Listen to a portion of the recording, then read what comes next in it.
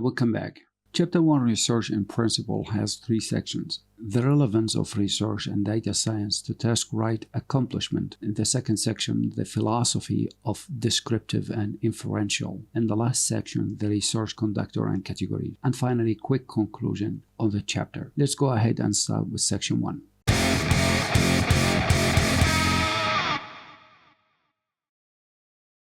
In this section, we will have 3 outlines: introductory, research, and data. Introductory is going to introduce you to TaskRight accomplishment, or TRA graph. It is a graphical representation on the mechanism of making the right decision based on previous knowledge on the subject. Let's go ahead and start to create this TRA graph.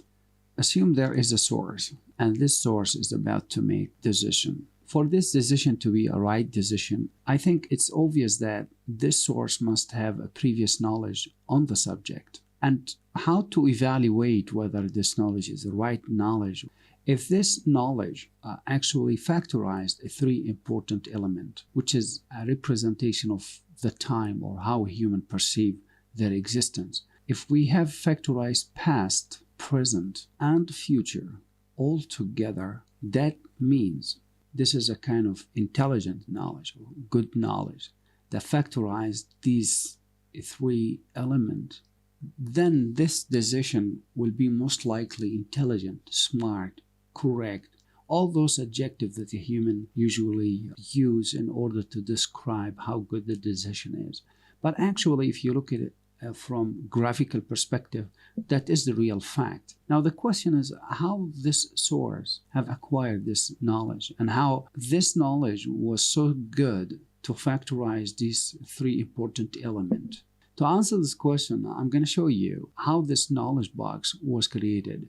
Consider that this source to be the center, and everything here related to the decision is the left-hand side of the equation. And on the right-hand side of the equation, let's start with the reflection of this decision as task. And if I would to assume this task is entered into a kind of a black box for now, imagine it in that way. I will call it the process box. Somehow this process box, magical one, is doing something and spelling out kind of results. And those results somehow are entered into another box, which we call the verification box. Now, the output of this verification box, yes, you guessed right, it is actually the knowledge that everyone strives to have and think about it. Now, I hope there's a green path with those elements and components that you see clear to you how they all together work to form this box of knowledge. And this direction of having a right-hand side of equation and a left-hand side of equation where the source was the center should be quite intuitive in a way. Now I'm going to assume another scenario.